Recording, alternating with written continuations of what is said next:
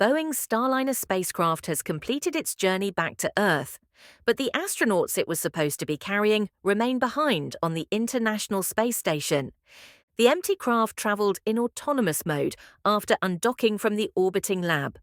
The capsule, which suffered technical problems after it launched with NASA's Butch Wilmore and Suni Williams on board, was deemed too risky to take the astronauts home.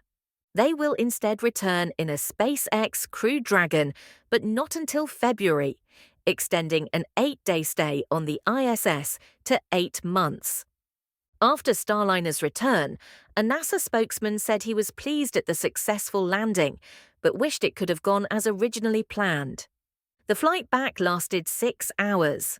After it re-entered the Earth's atmosphere, parachutes were used to slow its descent at the White Sands Space Harbor in New Mexico on Saturday at 23:01 local time, 05:01 GMT.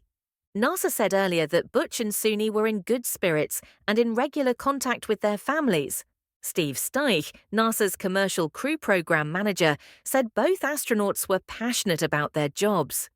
They understand the importance now of moving on and getting the vehicle back safely.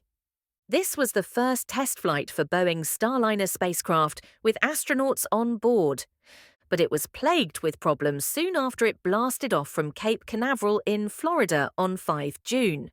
The capsule experienced leaks of helium, which pushes fuel into the propulsion system, and several of its thrusters did not work properly. Engineers at Boeing and NASA spent months trying to understand these technical issues, but in late August, the US Space Agency decided that Starliner was not safe enough to bring the astronauts home. In a news briefing following the landing, Steve Stick said, "From a human perspective, all of us feel happy about the successful landing, but then there's a piece of us, all of us, that wish it would have been the way we had planned it. We had planned to have the mission land with Butch and Suni on board." He added there was clearly work to do, and that it would take a little time to determine what will come next. The briefing panel consisted only of NASA officials. Missing were 2 Boeing representatives who were supposed to be present. When quizzed on the absence, NASA official Joel Montalbano said Boeing decided to defer to NASA to represent the mission. Instead, Boeing released a statement to recognize the work the Starliner teams did to ensure a successful and safe undocking, deorbit, re-entry and landing. It said Boeing will review the data and determine the next steps forward for the program. Mr. Stich previously admitted there was tension in the room between Boeing and NASA while the decision not to bring the astronauts home on Starliner was being made, with Boeing arguing that their spacecraft could safely return with the pair on board. The NASA team, due to the uncertainty and the modeling, could not get comfortable with that, he said. The plan to use rival company SpaceX has brought with it a significant delay to the astronauts' return. The extra time is to allow SpaceX to launch its next vehicle, with liftoff scheduled for the end of September. It was supposed to have 4 astronauts on board, but instead it will travel with 2. This leaves room for Butch and Suni to join them in the vehicle to return to Earth at the end of its planned stay next February. Dana Weigel, manager of the International Space Station, said that the astronauts were adapting well to their extended mission. Both have previously completed 2 long-duration stays in space. She said the pair were undertaking the exercise programs needed to stay healthy in the weightless environment. And she added that they now had all of the gear they needed for their unplanned 8-month stay. "When we first sent them up, they were borrowing a lot of our generic clothing that we have on board, and we have now switched some of those things out," she said. She explained that a resupply mission in July had delivered specific crew preference items that the pair had requested.